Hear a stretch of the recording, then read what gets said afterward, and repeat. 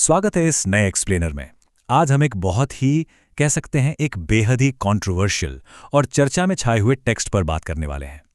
कर्मा नायक का लिखा the judiciary gap and the illusion of Indian democracy. ये टेक्स्ट भारतीय लोकतंत्र और उसमें हमारे असली रिप्रेजेंटेशन को लेकर कुछ बहुत ही गंभीर और तीखे सवाल खड़े करता है।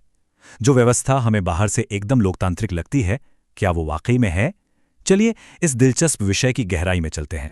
तो चलिए सीधे मुद्दे पर आते हैं और शुरुआत करते हैं ऑथर के उस सबसे तीखे सवाल से, जहां वो पूछते हैं कि क्या ये सचमुच अंबेडकर के संविधान का राज है या फिर बस एक अपडेटेड गुलाम राम राज। मतलब क्या भारत वाकई एक सच्चा रिपब्लिक है या फिर सिस्टम आज भी उसी पुरानी गुलाम मानसिकता पर चल रहा है, बस थोड़े नए रूप में। सोचने वाली बात है, राइट? इस पूरी थ्योरी को स्टेप बाय स्टेप समझने के लिए हम पहले बात करेंगे लोकतंत्र के भ्रम की, फिर कुछ चौंकाने वाले न्यायपालिका के आंकड़े देखेंगे, उसके बाद पॉलिटिकल पार्टीज की आलोचना, कुछ बहुत ही दिलचस्प पौराणिक रूपक और आखिर में जानेंगे उनके सत्ययुग के आगमन के दावे के बारे में। तो सबसे पहले आते हैं भाग 1 पर, लोकतंत्र का भ्रम, या यूं कहें कि हमारे इस गणतंत्र पर उठते सवाल। ऑथर ने ये पूरा एनालिसिस दरअसल मई 2026 के एक इलेक्शन ब्रॉडकास्ट को देखकर शुरू किया था। यहीं से उन्होंने मौजूदा भारत को गुलाम रामराज कहना शुरू किया। बेसिकली उनके कहने का मतलब है कि एक ऐसा सिस्टम है जिसे इस तरह से डिजाइन किया गया है कि एक बहुत बड़ी आबादी सत्ता से हमेशा बाहर ही रहे। उनका सीधा दावा है कि इस व्यवस्था में एकलव्य और शंबुक जैसे हाशिए पर रहने वाले लोगों को कभी असली पावर मिल ही नहीं सकती। अब आते हैं भाग 2 पर। थ्योरी से निकलकर जरा हार्ड डेटा पर नजर डालते हैं। साल 2000 की कड़िया मुंडा रिपोर्ट।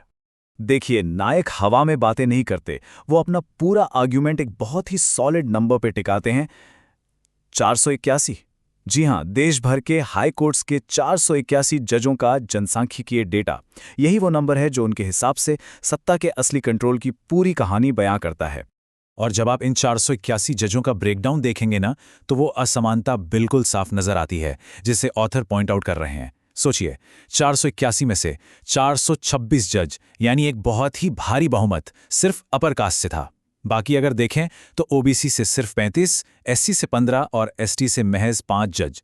ये आंकड़े अपने आप में ये बड़ा सवाल खड़ा करते हैं कि आखिर नीतियां और न्याय की चाबी है किसके हाथ में। और ये तो कुछ भी नहीं, नायक इस डेटा के कुछ और एक्सट्रीम पॉइंट्स भी दिखाते हैं। उस वक्त दिल्ली, पटना और कलकत्ता जैसे बड़े हाईकोर्ट्स में ओबीसी, एससी या एसटी का रिप्रेजेंटेशन कितना था? बिल्कुल जीरो। मतलब दर्जनों जजों की लिस्ट में एक भी इंसान हाशिए के समाज से नहीं था। इमेजिन कर सकते हैं आप? अब ऑथर का तर्क ये है कि ये जो मॉडर्न सांख्यिकी डेटा हम देख रहे हैं, ये कोई इत्तेफाक नहीं है, बल्कि ये इतिहास के उसी पुराने माइंडसेट का सीधा एक्सटेंशन है। वो बाल गंगाधर तिलक के एक बयान और तुलसीदास के रामायण का हवाला देते हुए कहते हैं कि वो जो शूद्र का प्रवेश मना है वाली सोच थी ना, वो आज भी कहीं ना कहीं अपडेटेड रूप में हमारे सिस्टम में पूरी तरह मौजूद है। चलिए आगे बढ़ते हैं भाग 3 की तरफ, राजनीतिक दलों की आलोचना, जहां नायक कहते हैं कि नारे अलग हैं लेकिन इनका डीएनए एक ही है। अगर हम देश की बड़ी पॉलिटिकल पार्टीज को देखें तो एक तरफ कांग्रेस है जिसके नारे रहे हैं गरीबी हटाओ या मॉडर्न इंडिया, और दूसरी तरफ बीजेपी है जो शाइनिंग इंडिया और डिजिटल इंडिया की बात करती है। लेकिन नायक का टेक्स्ट बिल्कुल साफ कहता है कि भले ही इनके नारे या पैकेजिंग अलग हो, अंदर से ये दोनों ही पार्टियां बुनियादी तौर पर एक ही शासक वर्ग का एजेंडा चला रही हैं। असल में वो इसे एक शेयर्ड डीएनए का नाम देते हैं। उनका दावा है कि इन दोनों ही गुटों में एक यूरेशियन ट्राइबल डीएनए है। उनके हिसाब से ये बाहर से आए हुए वही शासक हैं जिन्होंने यहाँ के मूल निवासी किसानों और कामगारों को गुलाम बनाया था, और आज भी अलग अलग ब्रांड नेम्स के अंडर वही हजारों साल पुराना दबदबा कायम है। इस बात को और अच्छे से समझाने के लिए ऑथर एक बहुत ही डायरेक्ट पैरेलल ड्रॉ करते हैं। वो कहते हैं कि जैसे ब्रिटिश राज में गोरे जज हम पर अपने कानून थोपते थे, बिल्कुल वैसे ही आज के इस मॉडर्न और सो कॉल्ड डेमोक्रेटिक सिस्टम में वही एलीट क्लास संविधान के नाम पर अपनी सत्ता चला रहा है। और यहां टेक्स्ट में एक बहुत ही जबरदस्त लायन किंग एनालॉजी आती है। नायक मौजूदा वेलफेयर स्कीम्स जैसे कि मुफ्त राशन बांटने की तुलना एक शिकारी शेर से करते हैं।